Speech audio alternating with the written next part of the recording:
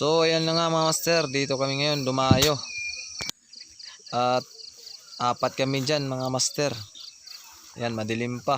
May tumilaok na yan dyan mga master. Yung kasama natin una magsisit up. So ayan, antay kami dyan mga master. Kung may titilaokan pa na iba, kaya antay-antay kami dyan mga master. Tara mga master, tumilaok na. Yung kasama namin yung sisit up.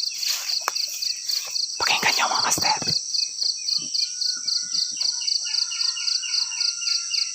Baka.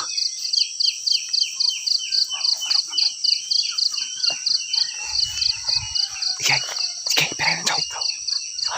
Kamo. Ako sa. Sige. Sige. Kita. Sige, let's go. Good luck. Ano ako mag-luck to? So ayan mga master, kanina na tumilaok, nasa baba lang namin.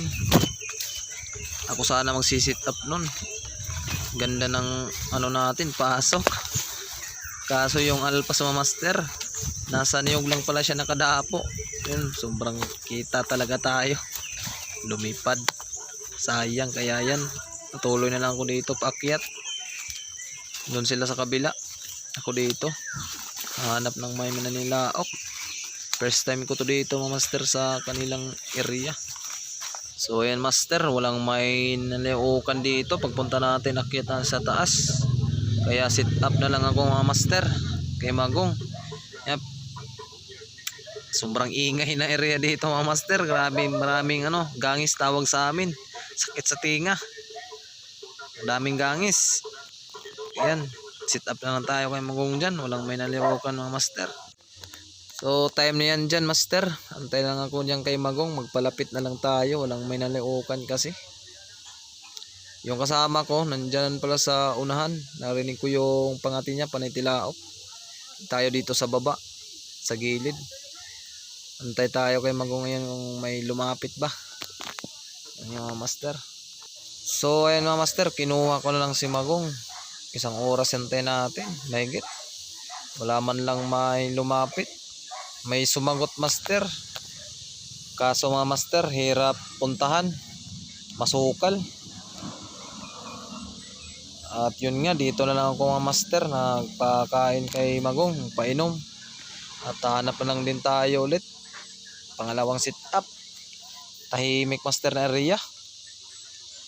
Iwan ko mga alpas dito master. Wala nang naninilaukan.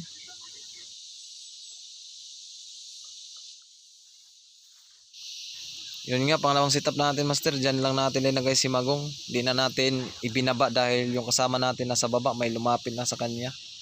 Pinapatala ko lang natin si Magong dito. At saka umagahan ako dyan mga master. Hindi ko binalubulabog na yung ating kasama dahil may lumapit na yan dyan.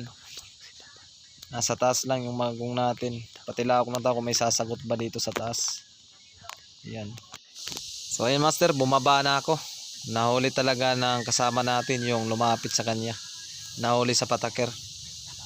Ayos. Yung kasama namin nakahuli na, si Bragundoy. Kami wala pa. Yung isa natin si Brad Wilmar wala pang huli rin. Yung nga pala master, yung nahuli ng kasama natin, yan pala yung natin. Yung target kaninang madilim pa. Yung nakita lang tayo. Yan yung nahuli niya mga master. Siya naka-sit up dahil umakyat kasi tayo, iniwan natin kasi lumipad. Saka siya nag-sit up, panitilaok pala. Kaya yun, bilis lumapit sa kanyang pangati, nahuli agad. Ayos. Sana all na lang mga master, kahulian na yung kasama natin.